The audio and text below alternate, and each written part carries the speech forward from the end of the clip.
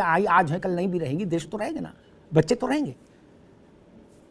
IIT के entrance होता है, आईआईएम का एंट्रेंस होता है, ठीक। संघ लोक सेवा आयोग 60-70 किस्म की भर्तियां करता है क्या? इनमें कोई सॉल्वर, नटवरलाल, मुन्ना भाई, मुन्नी बेगम कोई क्यों नहीं जा पाता? और उत्तर प्रदेश में, बिहार में, मध्य प्रदेश में जैसे ही राज्य के स्तर पर कोई इम्तिहान होता है, ये सारे बर्फ की छत्ते के तरीके से कैसे आ जाते हैं, ये मैं नहीं समझ पा रहा। दिल्ली दूर है, आप लोग वहां जाके नहीं सीख सकते? संघ लोक सेवा आयोग को पता नहीं मालूम? तो मैं बता दूं क्या समस्या है भाई। आपके वहां जो बाबू काजू खा रहे हैं वहां बैठे बैठे ठंडे में, वो क्या करते हैं?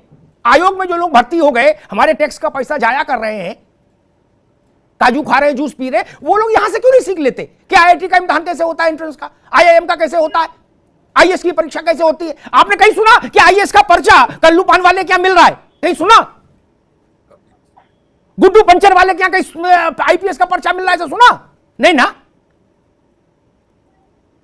तो भाई साहब, जब यहां मास्टर की भर्ती होती, लेखपाल की, चपरासी की, दरोगा की, सिपाही की, तो देश भर के हैकर, जैकर, टैकर यहीं कैसे आ जाते हैं? मैं ये समझना चाह रहा हूं, इस पे प्रकाश डालो भाई। नहीं, आप बिल्कुल ठीक कह रहे हैं। मैं एक आपको थोड़ा छोटा सा एक एग्जांपल देना चाहता हूं कि मान लो हम लोग रहते हैं नोएडा में जी, और नोएडा से दिल्ली की दूरी ज्यादा नहीं है। आप जब तक नोएडा में घूमते हैं कोई सीट बेल्ट नहीं लगाता, और जैसे ही आपकी गाड़ी दिल्ली में जाती है तुरंत सीट बेल्ट लगा लेते हैं। क्यों? कारण इसका यह है कि जब भी नोएडा में आप जा रहे हैं तो किसी ने आपको पकड़ा तो आपने तुरंत फोन मिलाया और किसी से बात करा दी। वो अधिकारी बेचारा डर गया, उसने आपको कहा अच्छा भाई साहब आप जाइए। ये व्यवस्था दिल्ली में नहीं है।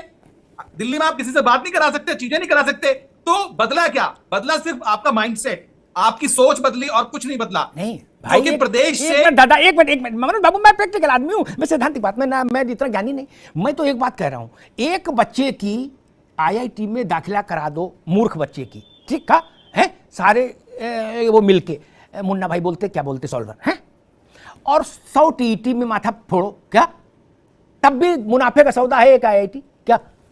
वहां क्यों नहीं ये लोग जाते हैं? ये लोग उत्तर प्रदेश में ही क्यों, जैसे कुंभ का मेला लगता है सब आ जाते हैं? ये मैं समझना चाह रहा हूं। वो भी भारत में ही है, मोबाइल यही चलता है, वहां नहीं चलता।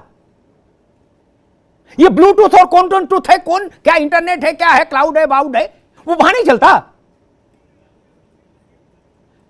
मैं जामताड़ा वाले पर किसी में भेदभाव नहीं करते ना, वो तो जिसका मिलता उसका पैसा खा जाता है, अपने एक अकाउंट में ट्रांसफर कर लेते। मैं ये समझ पा रहा हूं ऐसा कैसा जामताड़ा यहां बन गया नटवरलाल लोगों का कि वो केवल टीईटी कोई पकड़ते हैं, सिपाही भर्ती उत्तर प्रदेश पकड़ते हैं, दरोगा भर्ती, लेखपाल भर्ती, जो छोटे पद हैं, संघर्ष करने वाले वर्ग के बच्चे जहां जूझ रहे हैं। आईआईएम अहमदाबाद में एडमिशन करा दे, 5 करोड़ मिल जाएंगे, 10 करोड़ मिल जाएंगे। नहीं, बिल्कुल ठीक है। आपने एम्स में कभी सुना? पोस्ट ग्रेजुएशन के लिए सबसे महत्वपूर्ण परीक्षा है देश की, मेरे हिसाब से एम्स में पोस्ट ग्रेजुएशन के लिए, ठीक, उससे कठिन और बड़ी परीक्षा कोई नहीं। क्या आपने कभी सुना कि कोई बाहर बैठ के कह रहा हो आ जाओ आ जाओ आ जाओ, गायनी गायनी गायनी है, हार्ट न्यूरो न्यूरो, कोई मिलता है?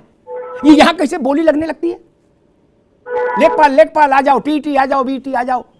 पंडित जी, ये मैं समझना चाह रहा हूं, आज से नहीं, मैं हमेशा फेडअप रहा उत्तर प्रदेश की इस व्यवस्था से। नहीं, ये कुछ व्यवस्थाओं की कमियां हैं। ये पुरानी सरकारें चाहे नई सरकारें, हम सरकार की बात नहीं कर रहे हैं, सरकार कोई भी हो, ये जो आयोग है जो इंडिपेंडेंट काम कर रहे हैं, कहीं ना कहीं इनको दुरुस्त करने की आवश्यकता है, और दुरुस्तीकरण के बाद ही चीजें ठीक होने वाली हैं। मैं ये कहता हूं कि इसको कैसे हम लोग इसको और अच्छा, भैया एक बात बताओ, क्या हम दुरुस्त करें? तो हमारे लिए चिट्ठी लिखवा दो, हम सब दुरुस्त कर दें।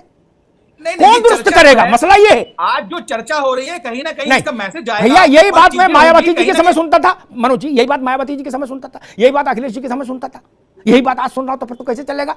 इतने में तो एक पीढ़ी बुद्धि हो गई, एक पीढ़ी बुद्धि हो गई, उसका घर बिक गया, मकान बिक गया, बैल बिक गया, खेत बिक गया।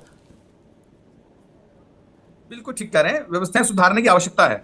भाई आज के दौर में इतना टाइम लगता है व्यवस्थाएं सुधारने में, मालिक क्या? अब तो सब टेक्नोलॉजी ने इतना सरल कर दिया।